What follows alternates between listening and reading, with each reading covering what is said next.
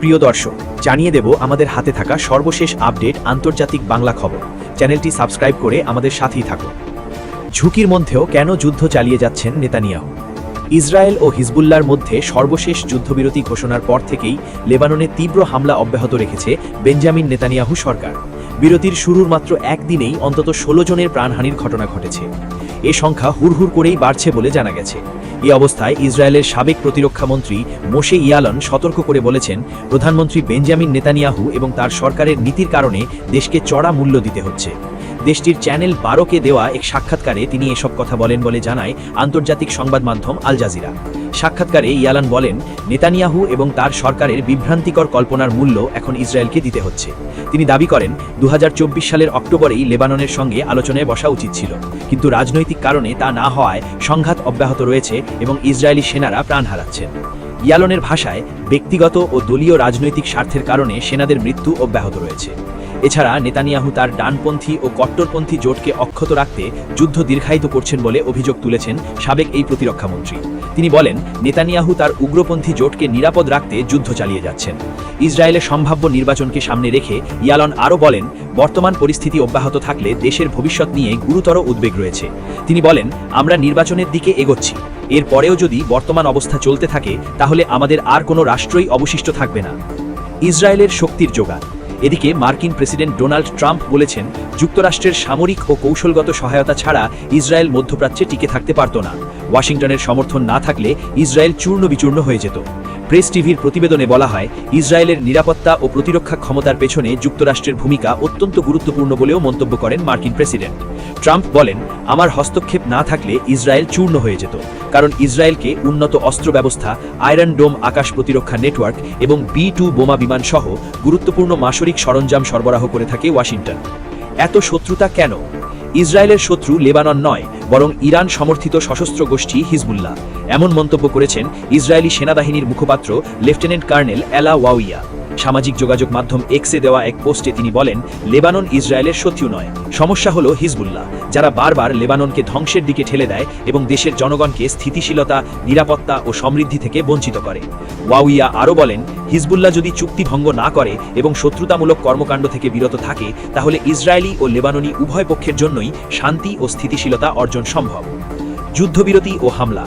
এদিকে ইসরায়েল ও হিজবুল্লাহর মধ্যে সর্বশেষ যুদ্ধবিরতি ঘোষণার মাত্র একদিন পরেও অব্যাহত রয়েছে তীব্র হামলা।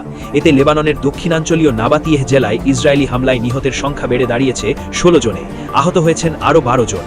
লেবাননের সিভিল ডিফেন্স এজেন্সি শনিবার জানায়, উদ্ধারকারী দলগুলো নাবাতিয়েহ এলাকায় চলমান হামলার পর ১৬ জনের মরদেহ এবং ১২ জনকে আহত অবস্থায় উদ্ধার করে হাসপাতালে স্থানান্তর করেছে। সংস্থাটি জানায়, শনিবার ভোর থেকে তাদের সদস্যরা এলাকায় উদ্ধার কার্যক্রম চালিয়ে যাচ্ছে। একই সময়ে ইসরায়েলি বাহিনী নাবাতিয়েহ জেলার বিভিন্ন স্থানে হামলা অব্যাহত রেখেছে। এদিকে জাতিসংঘ কর্মকর্তা ও ইসরায়েলি দূতের মধ্যে তুমুল বাগবিতণ্ডা। ইসরায়েলকে কালো তালিকাভুক্ত করা নিয়ে জাতিসংঘে প্রকাশ্য শুনানিতে তুমুল বাগবিতণ্ডায় জড়িয়েছেন সংস্থাটির কর্মকর্তারা ও ইসরায়েলের রাষ্ট্রদূত। শুক্রবার ১৯ জুন নিউ ইয়র্কে আয়োজিত এক গণশুনানিতে কূটনৈতিক সৌজন্যের সীমা ছাড়িয়ে উত্তপ্ত পরিস্থিতির সৃষ্টি হয়। সংঘাতে যৌন সহিংসতা নির্মূল বিষয়ক আন্তর্জাতিক দিবস উপলক্ষে আয়োজিত ওই অনুষ্ঠানে ইসরায়েলের রাষ্ট্রদূত ড্যানি ড্যানন জাতিসংঘ মহাসচিবের শিশু ও সশস্ত্র সংঘাত বিষয়ক বিশেষ প্রতিনিধি প্রমিলা প্যাটেনের পদত্যাগ দাবি করেন। সম্প্রতি প্রকাশিত এক প্রতিবেদনে সংঘাতপূর্ণ পরিস্থিতিতে যৌন সহিংসতার অভিযোগে প্রথমবারের মতো ইসরায়েলকে কালো তালিকাভুক্ত করা হয়। এ প্রতিবেদনকে পক্ষপাতদুষ্ট বলে অভিযোগ করেন ড্যানেন।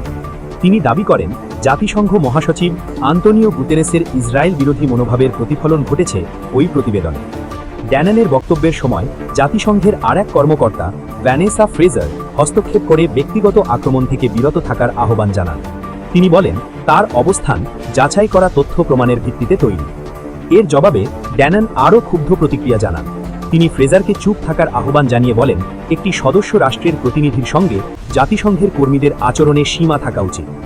ভ্যানেসা ফ্রেজার সম্প্রতি মহাসচিবের পক্ষে আরেকটি প্রতিবেদন প্রকাশ করেন। সেখানে ফিলিস্তিনি শিশুদের বিরুদ্ধে অধিকার লঙ্ঘনের অভিযোগে ইসরায়েলি বসতি স্থাপনকারী গোষ্ঠীগুলিকে বৈশ্বিক কালো তালিকায় যুক্ত করার সতর্কবার্তা দেওয়া হয়। ওই প্রতিবেদনে জাতিসংঘ মহাসচিব আন্তোনিও গুতেরেস বলেন, ফিলিস্তিনি শিশুদের বিরুদ্ধে অধিকার লঙ্ঘনের ঘটনা উদ্বেগজনক হারে বেড়েছে। বিষয়টি নিয়ে তিনি গভীর উদ্বেগও প্রকাশ করেন।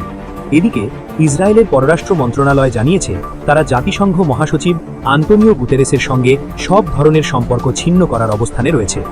চলতি বছরের শেষ দিকে 10 বছরের দায়িত্বকাল শেষ করে পদ ছাড়বেন গুতেরেস।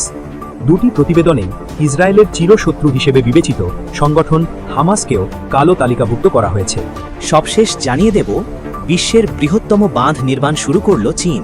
পাল্টা পদক্ষেপের পরিকল্পনা ভারতের। আনুষ্ঠানিকভাবে বিশ্বের সবচেয়ে বড় জলবিদ্যুৎ বাঁধের নির্মাণ কাজ শুরু করেছে চীন।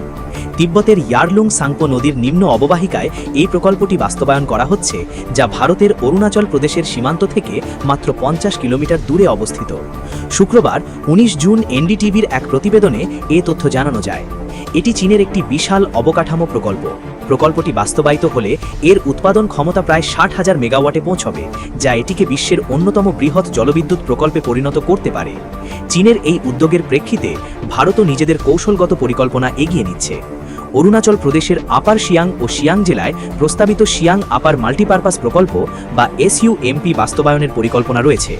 এই প্রকল্প কি হলে এটি ভারতের সবচেয়ে বড় জলবিদ্যুৎ প্রকল্প হবে, যার উৎপাদন ক্ষমতা ধরা হয়েছে প্রায় 11,000 মেগাওয়াট। এটি থেকে বছরে প্রায় 47 বিলিয়ন ইউনিট বিদ্যুৎ উৎপাদনের লক্ষ্য নির্ধারণ করা হয়েছে এবং এর আনুমানিক ব্যয় ধরা হয়েছে প্রায় 1.5 লাখ কোটি রুপি বা প্রায় 13 বিলিয়ন মার্কিন ডলার। ভারতীয় কর্তৃপক্ষ জানিয়েছে চীনের প্রকল্পটি দ্রুত গতিতে এগোলেও ভারতের SUMP প্রকল্প এখনও প্রাথমিক পর্যায়ের সমীক্ষা ও পরিকল্পনার ধাপেই রয়েছে। ইয়ারলুং সাংপো নদী ভারতীয় ভূখণ্ডে প্রবেশ করে এর নাম হয়েছে শিয়াং নদী, পরে ব্রহ্মপুত্র নদে পরিণত হয়ে আসাম সহ উত্তর পূর্ব ভারতের বিস্তীর্ণ অঞ্চল পেরিয়ে বাংলাদেশে প্রবেশ করেছে। তবে উজানে এত বড় বাঁধ নির্মিত হলে পানির প্রবাহ মারাত্মকভাবে পরিবর্তিত হতে পারে বলে আশঙ্কা রয়েছে। এতে নদীর বাস্তুতন্ত্র ক্ষতিগ্রস্ত হওয়া, কৃষিতে বড় প্রভাব পড়া এবং হঠাৎ বন্যার ঝুঁকিও বেড়ে যাওয়ার আশঙ্কা রয়েছে। ভারত সরকার জানিয়েছে তারা ব্রহ্মপুত্র অববাহিকার পরিস্থিতি নিবিড়ভাবে পর্যবেক্ষণ করছে এবং প্রয়োজনীয় পদক্ষেপ নেওয়ার প্রস্তুতি রয়েছে। পাশাপাশি চীনের সঙ্গে স্বচ্ছতা, তথ্য আদান প্রদান এবং আগাম পরামর্শের বিষয়ে বারবার আলোচনা হলেও এখনও উল্লেখযোগ্য অগ্রগতি হয়নি বলে জানিয়েছে দিল্লি।